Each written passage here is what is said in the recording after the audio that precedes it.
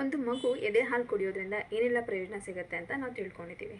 ಅದೇ ಒಂದು ತಾಯಿಗೆ ಎದೆ ಹಾಲು ಕೊಡೋದ್ರಿಂದ ಏನೆಲ್ಲ ಪ್ರಯೋಜನಗಳು ಸಿಗುತ್ತೆ ಅಂತ ಈ ವಿಡಿಯೋದಲ್ಲಿ ತಿಳ್ಕೊಳ್ಳೋಣ ಬನ್ನಿ.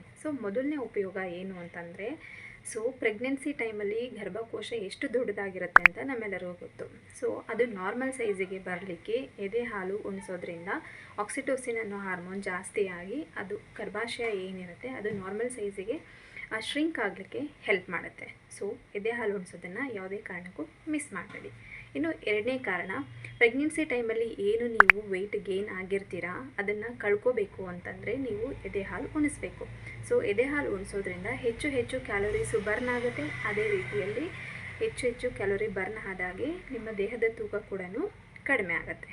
ಇನ್ನು ಮೂರನೇ ಕಾರಣ, ನಿಮ್ಮ ಮಗುವಿನ ಮತ್ತು ತಾಯಿಯ ಒಂದು ಬಾಂಡಿಂಗ್ ಏನಿರುತ್ತೆ ಅದು ಹೆಚ್ಚು ಸ್ಟ್ರಾಂಗ್ ಆಗ್ತಾ ಬರುತ್ತೆ. ಯಾಕಂದರೆ ತಾಯಿ ಮಗುವಿಗೆ ಹಾಲು ಉಣಿಸುವಾಗ ಸ್ಕಿನ್ ಟು ಸ್ಕಿನ್ ಟಚ್ ಆಗೋದ್ರಿಂದ ಒಂದು ಬಾಂಧವ್ಯ ಏನಿರುತ್ತೆ, ಒಂದು ತಾಯಿ ಮಗುವಿನ ಸಂಬಂಧ ಏನಿರುತ್ತೆ ಅದು ಗಟ್ಟಿಯಾಗುತ್ತೆ.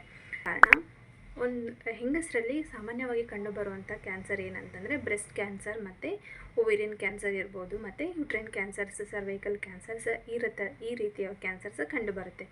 ಎದೆ ಹಾಲು ಉಣಿಸೋದ್ರಿಂದ ಎಕ್ಸ್ಕ್ಲೂಸಿವ್ಲಿ 6 ಮಂತ್ಸ್ ಎದೆ ಹಾಲು ಉಣಿಸೋದು ಮತ್ತು ಅದಾದಮೇಲೂ ಕೂಡ ಎದೆ ಹಾಲು ಉಣಿಸೋದ್ರಿಂದ ಹೆಚ್ಚು ಎದೆ ಹಾಲು ಉಣಿಸೋದ್ರಿಂದ ಒಂದು ರಿಸ್ಕ್ ಫ್ಯಾಕ್ಟರ್ ಏನಿರುತ್ತೆ ಅದು ತಕ್ಕ ಮಟ್ಟಿಗೆ ಕಡಿಮೆ ಆಗುತ್ತೆ ಅಂತ ಹೇಳ್ಬೋದು. ಇನ್ನು ಐದನೇ ಕಾರಣ, ಇದು ಎದೆ ಹಾಲು ಉಣಿಸೋದ್ರಿಂದ ನಿಮ್ಮ ಟೈಮ್ ಮತ್ತು ಮನಿ ಎರಡೂ ಕೂಡ ಉಳಿತಾಯ ಆಗುತ್ತೆ. ಈಗ ನೀವು ಪೌಡರ್ ಹಾಲು ಕೊಡ್ತೀರಾ ಅಂತ ಅಂದ್ಕೊಳ್ಳಿ. ನೀವೇ ಲೆಕ್ಕ ಹಾಕ್ಕೊಳ್ಳಿ, ಪೌಡರ್ ಹಾಲು ನೀವು ಹೊರಗಡೆಯಿಂದ ತೊಗೊಂಡು ಬರಬೇಕು, ಅದನ್ನು ತಂದು ನೀವು ಮಿಕ್ಸ್ ಮಾಡಿ ಅದನ್ನು ಬಾಟಲ್ಗೆ ಹಾಕಬೇಕು, ಬಾಟಲಿಂದ ನೀವು ಕುಡಿಸ್ಬೇಕು. ಟೈಮ್ ಕನ್ಸ್ಯೂಮಿಂಗ್ ಮತ್ತು ಮನಿ ಕೂಡ ಖರ್ಚಾಗುತ್ತೆ. ಅದೇ ನೀವು ಎದೆ ಹಾಲು ಕೊಡ್ತೀರಾ ಅಂತಂದರೆ ನೀವು ಆರೋಗ್ಯಕರ ಆಹಾರವಂತನ್ನು ತೊಗೋಬೇಕಷ್ಟೇ. ನೀವು ಡೈರೆಕ್ಟಾಗಿ ಎದೆ ಹಾಲನ್ನ ಕೊಡ್ಬೋದು. ಎದೆ ಹಾಲು ಸ್ಟೆರೈಲ್ ಮಾಡಬೇಕು, ಕಾಯಿಸಬೇಕು ಅಥವಾ ಇದು ಮಾಡಬೇಕು ಅಂತ ಏನೂ ಇಲ್ಲ. ಟೈಮ್ ಸೇವಿಂಗ್ ಕೂಡ ಆಗುತ್ತೆ ಮತ್ತು ನಿಮಗೆ ದುಡ್ಡು ಕೂಡ ಉಳಿತಾಯ ಆಗುತ್ತೆ. ಇದು ಬರೀ ಮಗುವಿಗೆ ಅಷ್ಟೇ ಅಲ್ಲ, ತಾಯಿಗೂ ಕೂಡ ಉಪಯೋಗ ಇರುತ್ತೆ. ಹಾಗಾಗಿ ಹೆಚ್ಚು ಎದೆ ಹಾಲು ಉಣಿಸ್ಬೇಕು ಮಗುವಿಗೆ.